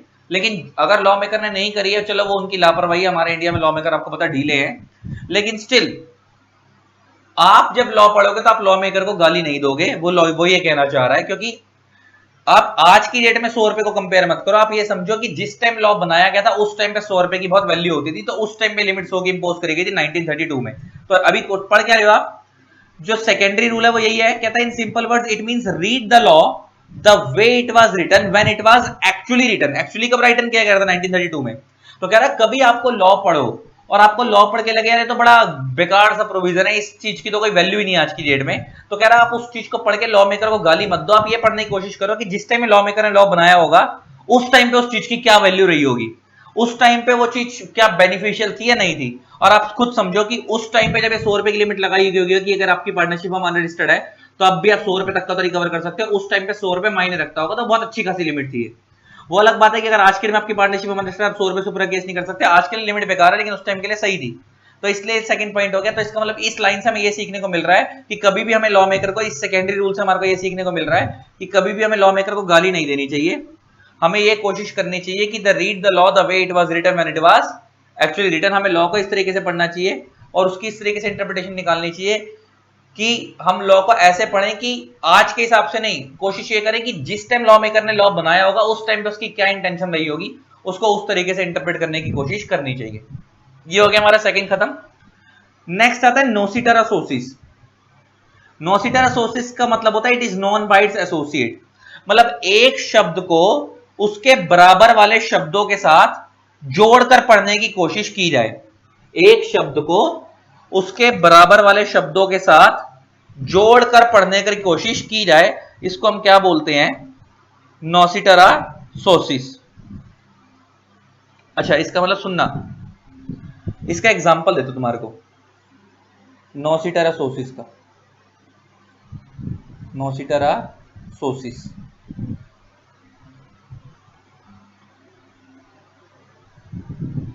इसका इसका मतलब क्या होता है? It is known by it's associates. एक शब्द को उसके बराबर वाले शब्दों के साथ जोड़कर उसका मतलब निकाला जाए, है ना। अभी इसका एग्जाम्पल भी समझेंगे तो और चीजें क्लियर हो जाएंगी, लेकिन स्टिल मैं तुम्हें एक एग्जाम्पल देता हूं। हमारे इंडिया में ना लेबर लॉज हैं। लेबर लॉज में ना एक शब्द यूज होता है, उस शब्द का नाम है कमर्शियल एस्टेब्लिशमेंट। Commercial establishment. हमारे इंडिया में लेबर लॉज है, उन लेबर लॉज के अंदर एक शब्द यूज होता है कमर्शियल एस्टेब्लिशमेंट, जिसका मतलब क्या होता है? कमर्शियल, वहां पे उसका मतलब क्या लिखा हुआ है, लिखना। कमर्शियल एस्टेब्लिशमेंट मीन्स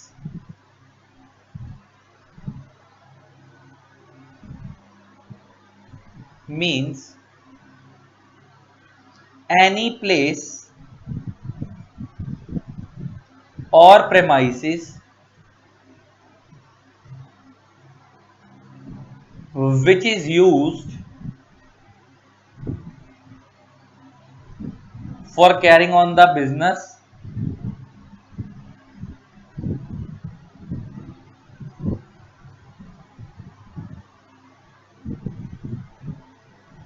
trade और प्रोफेशन।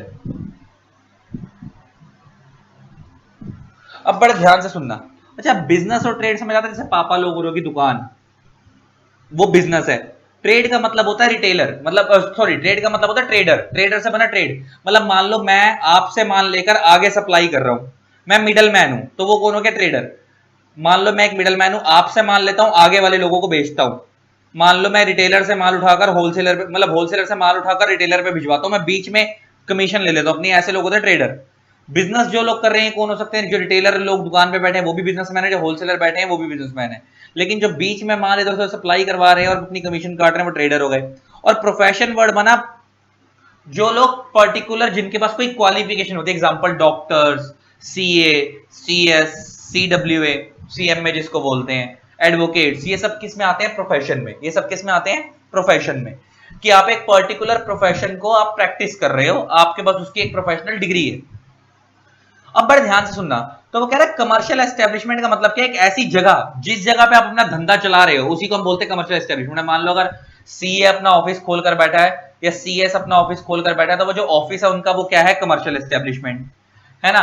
मान लो को आपके पापा दुकान खोलकर बैठे हैं, तो वो दुकान क्या है? Commercial establishment. तो लेबर लॉ में कमर्शियल एस्टेब्लिशमेंट का मतलब क्या होता है? कोई भी ऐसी जगह जहां पे कोई बंदा अपना क्या करता है? बिजनेस, ट्रेड और प्रोफेशन कंटिन्यू करता है। अब सुनना बड़े ध्यान से, मैं तुम्हें क्या बताना चाह रहा हूं। मान लो एक डॉक्टर है, उसकी एज 60 ईयर्स है। उसकी एज क्या है? 60 ईयर्स। और वो कौन सी सर्विसेज प्रोवाइड करता है? डॉक्टर वाली सर्विसेज प्रोवाइड करता है। अच्छा, कोई भी डॉक्टर अगर डॉक्टर वाली सर्विसेज प्रोवाइड कर रहा है तो वो उसका प्रोफेशन हो गया। वो क्या हो गया? प्रोफेशन। अच्छा, अब डॉक्टर दो तरीके के हो सकते हैं। मान लो एक डॉक्टर ऐसा है जो ये कह रहा है कि मैंने सारी जिंदगी पैसा कमाया है डॉक्टर वाली लाइन से, अब मेरी उम्र 60 साल हो गई है, अब मैं पैसा ऊपर तो लेके चला नहीं जाऊंगा, जॉब छोड़ना यहीं छोड़ के जाना है, तो लोगों का भला करता हूं, अब से मैं सोशल सर्विस करूंगा। और वो डॉक्टर ये कह रहा है कि अब आज से आफ्टर 60 ईयर्स, जब जैसे उसकी एज हो गई, अब जो भी कस्टमर आएगा, जो भी पेशेंट आएगा, वो उसका फ्री ट्रीटमेंट करेगा। वो उसका क्या करेगा? फ्री ट्रीटमेंट करेगा। ऑन द अदर हैंड एक डॉक्टर और है, वो भी ये मान लो ये डॉक्टर, मान लेते हैं ये डॉक्टर 1 है और ये डॉक्टर 2 है।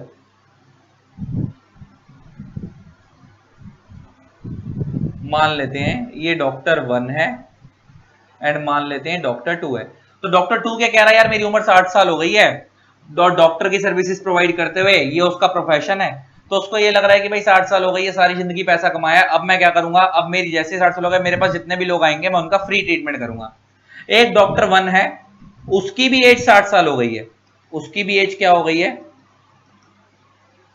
60 ईयर्स ही हो गई है। एक डॉक्टर 1 है, उसकी एज भी कितनी हो गई है? 60 ईयर्स। एक मिनट रुको।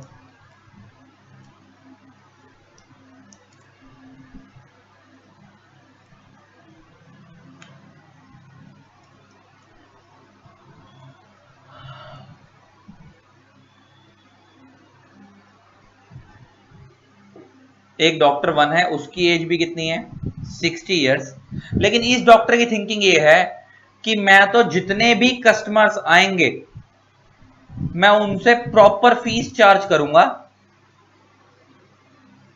एंड अपनी फीस लास्ट ईयर से 10% इंक्रीज भी करूंगा। कह रहा मेरी मर्जी, मैं जितना मर्जी पैसा मैंने कमा लिया, मैं और कमाना चाहता हूं, मैं और कमाना चाहता हूं। तो दो तरीके के डॉक्टर है। मान लो अगर ये पहले लास्ट ईयर अगर मान लो ये 1000 रुपए फीस चार्ज करता था, तो इस साल उसका प्लान क्या है? अब वो दिस ईयर कितनी चार्ज करना चाहता है? 1100 फीस चार्ज करना चाहता है। इसका मतलब वो अपनी फीस पहले से बढ़ा रहा है। तो दो तरीके के डॉक्टर हैं। एक डॉक्टर ऐसा है जो कह रहा है कि यार मैंने सारी जिंदगी पैसा कमाया, अब मैं फ्री सर्विसेज करूंगा, अपना प्रोफेशन। अच्छा, ये डॉक्टर भी अपना प्रोफेशन कंटिन्यू कर रहा है और वो वाला डॉक्टर भी अपना प्रोफेशन कंटिन्यू कर रहा है। बस फर्क क्या है दोनों के अंदर? ये कह रहा है कि मैंने सारी जिंदगी पैसा कमाया, बस जो मैंने कमाना था कमा लिया, अब मैं प्रॉपर फीस अभी भी चार्ज करूंगा। डॉक्टर 2 कह रहा है कि मैं तो फ्री में काम करूंगा, कोई पैसा नहीं दूंगा। डॉक्टर 1 कह रहा है कि मैं तो अभी भी प्रॉपर फीस चार्ज करूंगा और पहले से 10% फीस बढ़ाऊंगा। अब मैं तुम्हें क्यों बताना चाह रहा हूं, इन दोनों में से कौन सा डॉक्टर, डॉक्टर 1 या डॉक्टर 2 में से कौन सा डॉक्टर कमर्शियल एस्टेब्लिशमेंट की डेफिनेशन में फॉल करेगा और इनको लेबर लॉ फॉलो करने पड़ेंगे?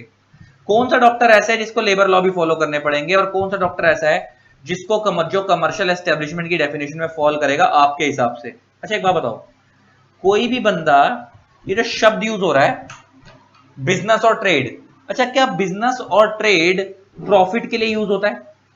ये जो बिजनेस और ट्रेड वाला शब्द है, क्या ये प्रॉफिट के लिए यूज होता है? यस। बिजनेस और ट्रेड किस लिए यूज होता है? प्रॉफिट के लिए। अच्छा, क्योंकि बिजनेस और ट्रेड प्रॉफिट के लिए यूज होता है, तो इसके साथ ही जुड़ा हुआ शब्द क्या है? प्रोफेशन। तो हम ये मान के चल रहे हैं कि यहाँ पे डॉक्टर जो प्रोफेशन कर रहा है सिर्फ वही वाला प्रोफेशन कवर होगा जो प्रॉफिट वाला प्रोफेशन होगा, क्योंकि बिजनेस, अच्छा इसका मतलब हम इस कमर्शियल एस्टेब्लिशमेंट के अंदर हम किन किन लोगों को कवर करेंगे? वो लोग जो बिजनेस कर रहे हैं, वो लोग जो ट्रेड कर रहे हैं, वो लोग जो प्रोफेशन कर रहे हैं। और बिजनेस और ट्रेड जनरली प्रॉफिट के लिए यूज होता है, तो हम प्रोफेशन में भी उन्हीं वाले लोगों को कवर करेंगे जो प्रॉफिट के लिए प्रोफेशन कंटिन्यू कर रहे हैं, तभी उनके ऊपर लेबर लॉ लगेंगे। तो अगर हम डॉक्टर 1 और डॉक्टर 2 के अंदर देखें, तो डॉक्टर 2 कहने को तो वो प्रोफेशन कर रहा है, लेकिन वो प्रॉफिट तो अर्न कर ही नहीं रहा, वो तो फ्री ट्रीटमेंट कर रहा था। इसका मतलब ये वाला डॉक्टर 2 कमर्शियल एस्टेब्लिशमेंट की डेफिनेशन में फॉल नहीं करेगा। लेकिन डॉक्टर 1 जो है ये भी प्रोफेशन कंटिन्यू कर रहा है, लेकिन ये प्रॉफिट अर्न करने के लिए कर रहा है, तो ये वाला डॉक्टर कमर्शियल एस्टेब्लिशमेंट की डेफिनेशन में फॉल करेगा। तो इसका मतलब ये कौन सा डॉक्टर प्रोफेशन की डेफिनेशन में फॉल करेगा और कौन सा नहीं करेगा, हमने उसके जो बराबर वाले शब्द हैं उनसे इस वाले वर्ड की इंटरप्रिटेशन निकाली है। क्योंकि बिजनेस और ट्रेड हमेशा प्रॉफिट करने के लिए किए जाते हैं, तो ऑब्वियस सी बात है कि इस कमर्शियल एस्टेब्लिशमेंट की डेफिनेशन में, क्योंकि हेडिंग भी क्या कमर्शियल मतलब बिजनेस के लिए किया जा रहा है, तो ये प्रोफेशन भी यहाँ पे हर तरीके का प्रोफेशन जो सोशल सर्विस के लिए किया जा रहा है वो वाला कवर नहीं होगा। यहाँ पे सिर्फ कौन सा वाला प्रोफेशन कवर होगा जो प्रॉफिट अर्न करने के लिए किया जा रहा है। इसका मतलब डॉक्टर 2 के ऊपर लेबर लॉ नहीं लगेंगे, डॉक्टर 1 के ऊपर लेबर लॉ लगेंगे, क्योंकि ये फीस लेकर काम कर रहे हैं, तो इसका मतलब इनका वाला प्रोफेशन कवर हो रहा है। तो इसी को हम बोलते हैं नॉसिटर एसोसिएट्स। तो नॉसिटर एसोसिएट्स का मतलब it is known by associates. In other words, meaning of a word should be known from its accompanying और एसोसिएटिंग वर्ड्स। मतलब एक वर्ड का मतलब उसके बराबर वाले वर्ड से निकालो। तो हमने प्रोफेशन का वर्ड उसके बराबर वाले वर्ड से निकाला बिजनेस और ट्रेड से, कि यहां पे कौन सा वाला प्रोफेशन कवर होगा, सोशल सर्विस वाला या प्रॉफिट वाला। तो प्रॉफिट वाला, इसको हम बोलते हैं नॉसिटर एसोसिएट्स। नेक्स्ट आता है strict and liberal construction. Construction का मतलब होता है इंटरप्रिटेशन।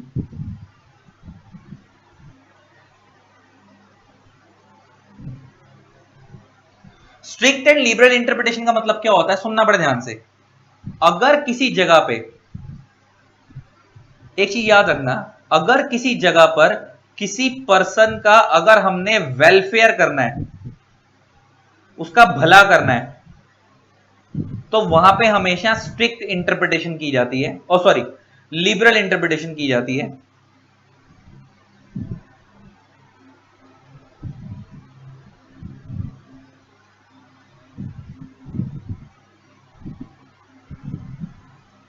इंटरप्रिटेशन की जाती है। एंड अगर हमने किसी बंदे को पनिशमेंट देनी है, तो वहां पे हमेशा स्ट्रिक्ट इंटरप्रिटेशन की जाती है। अब इसका मतलब समझाता हूं क्या होता है। वहां पे हमेशा स्ट्रिक्ट इंटरप्रिटेशन की जाती है। तो मैंने दो बातें करी कि अगर हमारे को किसी बंदे को पनिशमेंट देनी है तो वहां पे स्ट्रिक्ट इंटरप्रिटेशन की जाएगी, अगर किसी का भला करना है तो वहां पे लिबरल इंटरप्रिटेशन की जाएगी। जैसे एग्जांपल लेके बात करते हैं, एक छोटा सा एग्जांपल समझा रहा हूं कि हमारे लॉ के अंदर लिखा हुआ है, आपने पढ़ा होगा प्रोविडेंट फंड का कंट्रीब्यूशन होता है इनकम टैक्स में।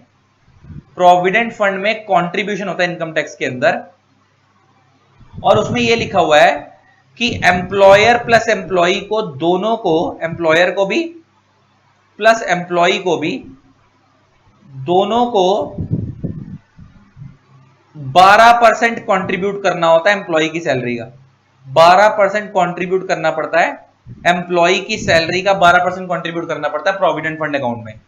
प्रोविडेंट फंड अकाउंट में मान लो अगर एम्प्लॉई की सैलरी 10,000 रुपए महीना है, तो उसका 12% हो गया 1200 रुपए।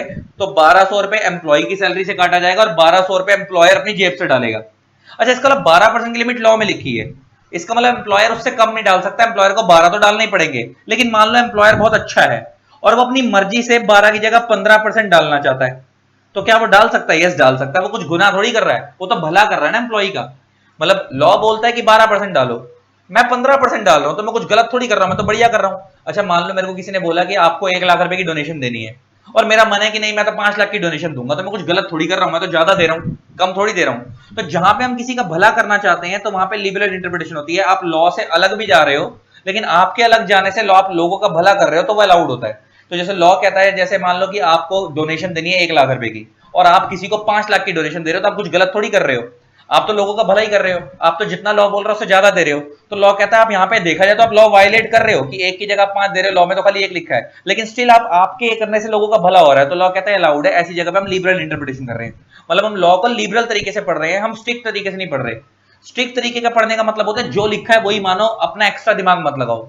लिबरल का मतलब होता है कि आप लॉ से हटकर थोड़ा सा अलग अपने अपने तरीके से काम कर सकते हो, लेकिन वो आप तभी करोगे जब किसी का भला हो रहा हो, किसी का नुकसान हो रहा होगा, तब लिबरल इंटरप्रिटेशन नहीं होती है।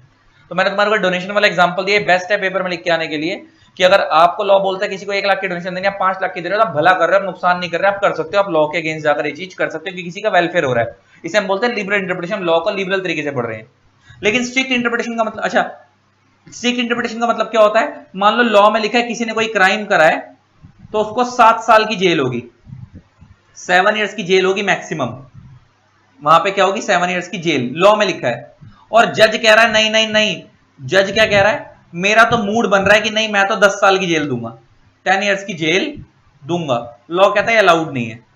लॉ कहता है जितनी लिखी आप मैक्सिमम उतनी दोगे, उससे ज्यादा नहीं दे सकते। इसको हम बोलते हैं स्ट्रिक्ट इंटरप्रिटेशन।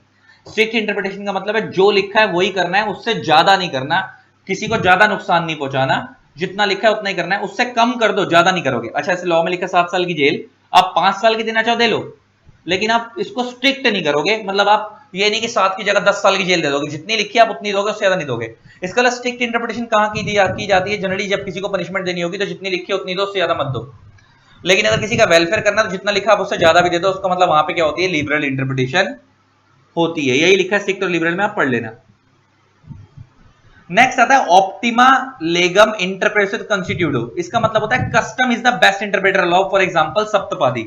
सप्तपादी का मतलब होता है 7 फेरे। अच्छा आपको पता होगा इंडिया में जो हिंदू मैरिज एक्ट है, आपको पता होगा हिंदू मैरिज एक्ट के अकॉर्डिंग, आपको पता होगा इंडिया में 7 फेरे लिए जाते हैं शादी करवाते वक्त। सिखों के भी शादी होती है, सिखों में 4 फेरे होते हैं, सिखों के लिए आनंद मैरिज एक्ट है, और मुस्लिम्स के लिए इस्लामिक लॉज होते हैं, वो अलग चीज है। तो आपको पता होगा हिंदू लॉ में ना सिर्फ इतना लिखा है कि आपको 7 फेरे करवाने हैं, लेकिन ये नहीं लिखा कि आपको मंडप में वो पढ़वाना है, पंडित को बुलवाना है और वो पाठ करवाना है पंडित से, पूरा वो मंत्र पढ़वाने हैं, उसके बाद ही शादी करनी है, ऐसा कुछ नहीं लिखा।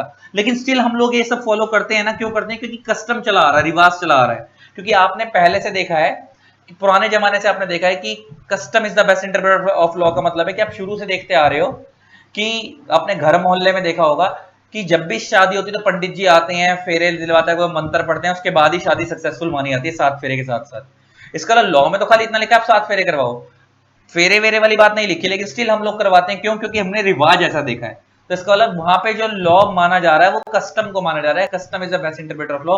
तो वो भी हमारे को लॉ पढ़ने में हेल्प करते हैं, कस्टम भी हमारे को, आसपास के रिवाज भी लॉ को बेटर समझने में हेल्प करते हैं। अब आते हैं इंटरनल एड्स एक्सटर्नल एड्स। ये तो बहुत सिंपल है, तो आप खुद भी पढ़ लोगे, आपको समझ आ जाएगा, मेरे समझाने वाले इसमें कुछ नहीं है। इसी के साथ आपका चैप्टर हो गया फिनिश। आई होप आपको चैप्टर अच्छा लगा होगा। इसी तरीके से वीडियोस को प्यार देते रहें। Keep love and keep supporting. Thanks a lot, bye bye, love you all, tata. And हाँ, अब यहाँ तक वीडियो देख लिया तो चैनल को सब्सक्राइब जरूर करना एंड बेल आइकन को प्रेस जरूर करना, ठीक है? आपके लिए इतने एफर्ट लगा रहे हैं, कम से कम इतना तो आप लोग कर ही सकते हो प्यार मोहब्बत में। Love you all, Tata.